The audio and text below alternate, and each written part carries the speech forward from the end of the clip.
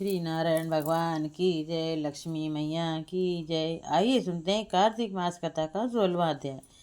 राजा पृथु ने कहा, नारद जी, यह तो आपने महाप्रभु शंकर की बड़ी अद्भुत कथा सुनाई है। कृपा कर आप अब यह बताइए कि उस समय राहु उस पुरुष से छूटकर कहाँ गया। जब राजा पृथु ने देवर्षि नारद से ऐसा प्रश्न पूछा तो देवर्षि ने कहा, उससे छूटने पर वह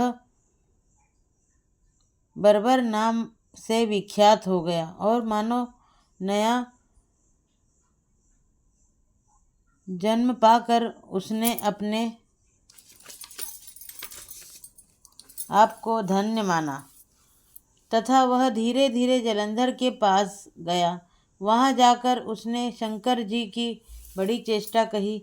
उसे सुनकर दैत्यराज को बड़ा क्रोध आया और उसने सब दैत्यों को सेना सजाने की आज्ञा दी। कालनेमी और शुंभ निशुंभ आदि सभी महाबली दैत्य तैयार होने लगे। एक से एक महाबली दैत्य करोड़ों की संख्या में निकलकर युद्ध के लिए संबद्ध हो गए। महाप्रतापी सिंधु पुत्र शिवजी से युद्ध के लिए निकला। उसके आगे महर्षि शुक्र और छिन्न सिर राहु हुआ। फिर तो उसी समय जलंधर का मुकुट खिसक कर पृथ्वी पर गिर पड़ा।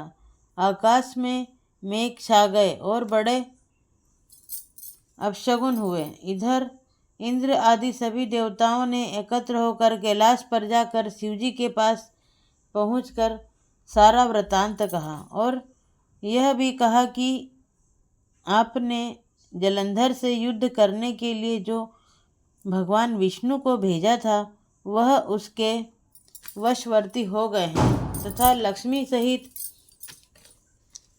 जलंधर के अधीन होकर उसके घर में निवास करते हैं। अब देवताओं को भी उसके यहाँ निवास करना पड़ रहा है।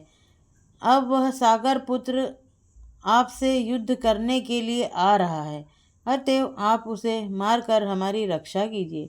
देवताओं से यह सब सुनकर शंकर जी ने भगवान विष्णु से पूछा, हे ऋषिकेश, युद्ध में आपने जलंधर का संहार क्यों नहीं किया और वैकुंठ को छोड़ आप उसके घर कैसे चले गए हैं। यह सुनकर भगवान विष्णु ने हाथ जोड़कर नम्रतापूर्वक शंकर जी से कहा, उसे आपका अंशी व लक्ष्मी का भाई होने के कारण नहीं मारा है। वह बड़ा ही वीर व देवताओं से अजय है।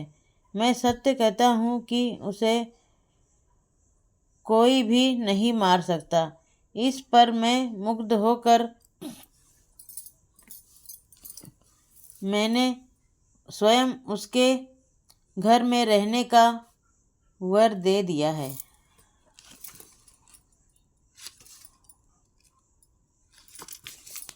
और इसी कारण मैं उसके घर में रहता हूँ। हे सूरवर्य विष्णु, आप यह तो क्या कहते हैं। उस दैत्य जलंधर को मैं अवश्य मारूंगा, इसमें कुछ भी संदेह नहीं है। अब आप सब देवता जलंधर को मेरे द्वारा मरा हुआ ही जानकर अपने स्थान को जाइए। ये शंकर जी ने ऐसा कहा तो सब देवता संदेह रहित होकर अपने स्थान को चले गए। ठीक उसी समय पराक्रमी जलंधर अपनी विशाल सेना के साथ कैलाश पर्वत को घेर कर सिंहनाद करने लगा। दैत्यों के नाद और कोलाहल से शिवजी क्रुद्ध हो गए। उन्होंने अपनी नंदी आदि गणों को उसके साथ युद्ध करने की आज्ञा दे दी। कैलाश पर्वत के समीप भीषण युद्ध होने लगा। दैत्य अनेकों प्रकार के अस्त्र शस्त्र बरसाने लगे। मेरी मृदंग, शंख और तीरों, तक्र, हाथी, घोड़ों और रथों के शब्द से पृथ्वी कांपने लगी। युद्ध में कट कर मरे हुए हाथी, घोड़े और पैदलों पर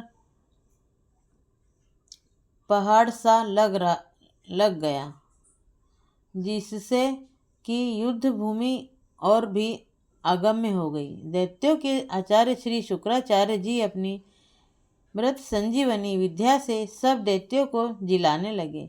यह देखकर शिवजी गण व्याकुल हो गए और उनके पास जाकर सारा वृतांत सुनाया। उसे सुनकर भगवान रुद्र के क्रोध की सीमा न रही।